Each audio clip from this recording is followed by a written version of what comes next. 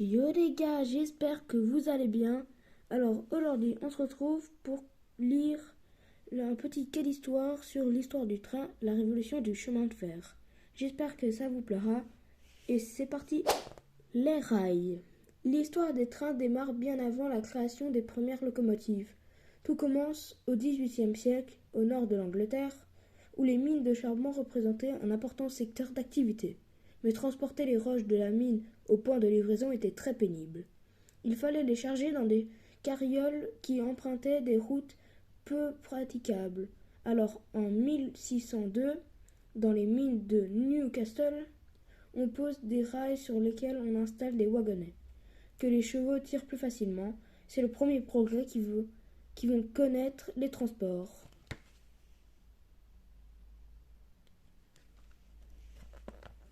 La locomotive à vapeur. Avec le temps, on se rend compte que le travail est trop difficile pour les chevaux. L'ingénieur britannique Richard Trevithick crée donc, en 1804, la première locomotive à vapeur qui les remplace. Elle roule pendant 15 km à 8 km à l'heure, ce qui, à l'époque, est un exploit. Très vite, d'autres Anglais cherchent à améliorer cette nouvelle machine. En 1829, un père et son fils, George et Robert Stephenson, commercialisent la Roquette, fusée en français, avec sa grosse cheminée. Elle est impressionnante.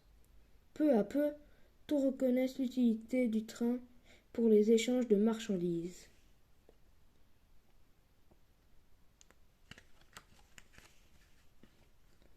Les trains de voyageurs. Mais le train n'est pas limité qu'à cela. Dès 1825, en Angleterre, une ligne est ouverte aux passagers entre Stockton et Darlington. Très vite, les Français veulent aussi leur train et en 1837, on ouvre la première ligne de voyageurs entre Paris et Le Pec. L'inauguration se fait en grande pompe en présence de la reine Marie-Amélie et ses filles. Son mari, Louis-Philippe Ier, n'a pas le droit d'y participer. Ses médecins craignant que les trains soient mauvais pour la santé, l'ouverture de la première ligne est un succès et d'autres, de plus en plus longues, vont être construites.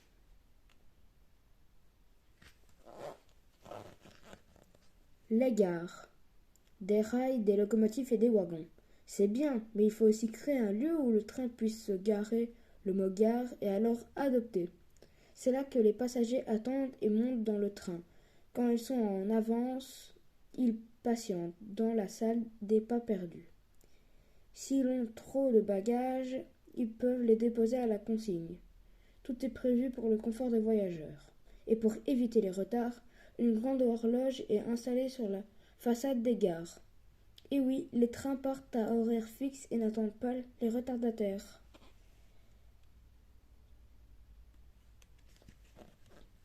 Le train change la société.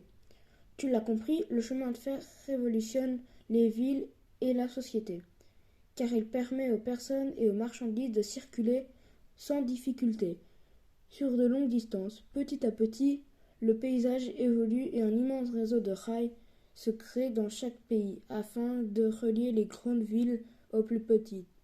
Les villages, anciennement isolés, sont désormais accessibles. Et le commerce se développe autour des gares avec de nouvelles boutiques. Mais tous les passagers ne voyagent pas dans les mêmes conditions. En effet, au XIXe siècle, il existe déjà différentes classes dans les trains.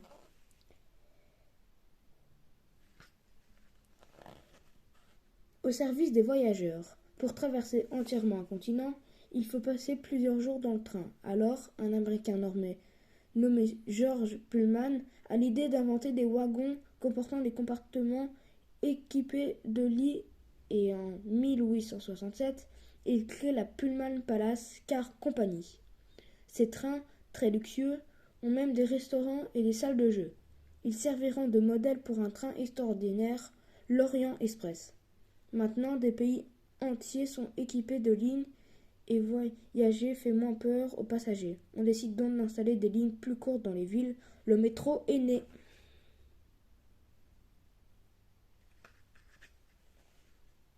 Les grandes compagnies. La majorité des capitales ont leur métro. mais le reste du territoire est souvent partagé entre plusieurs compagnies de chemin de fer. Si bien que les voyageurs sont souvent obligés de changer de train durant leur trajet et d'acheter plusieurs billets, certains gouvernements décident alors de regrouper toutes les petites sociétés de chemin de fer pour créer de grandes compagnies nationales. En France, c'est la naissance en 1938 de la Société nationale des chemins de fer français, la SNCF. Ces compagnies vont pouvoir construire plus de lignes et acheter des locomotives plus performantes.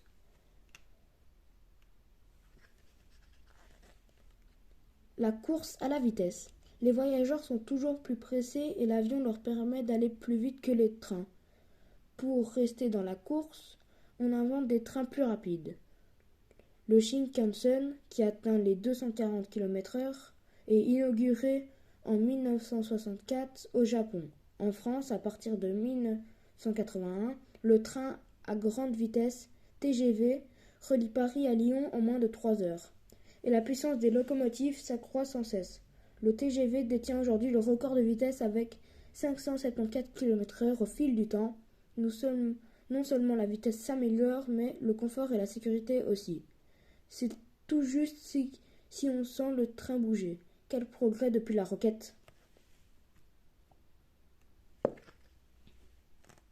Et là, vous avez toutes les dates qui ont été faites. En 1804, la locomotive à vapeur de Richard Trevithick. 1825, on a la première ligne de passagers Stockton-Darlington, Royaume-Uni. En 1829, c'est mis sur le marché de la locomotive Rocket, Royaume-Uni. 1837, inauguration de la ligne Paris-Le Pec, France, etc., etc. Je vous laisse lire, vous avez juste à mettre à pause. Il y a aussi tout le reste, il y a ça, il y a les lieux, il y a la légende de la carte, il y a les portraits, il y a Richard Trevithick, George Stephenson, Robert Stephenson et George Pullman. Vous mettez aussi sur pause pour regarder. Il y a tous les trucs, il y a le Golden Eagle, il y a l'Orient Express, le Shinkansen, le TGV. Vous avez des petits jeux. Vous avez le jeu de l'ombre, le jeu des quiz. Et ensuite, vous avez toutes les collections. Et voilà, c'est fini. J'espère que ça vous aura plu. Dans ce cas, moi, je vous dis à plus.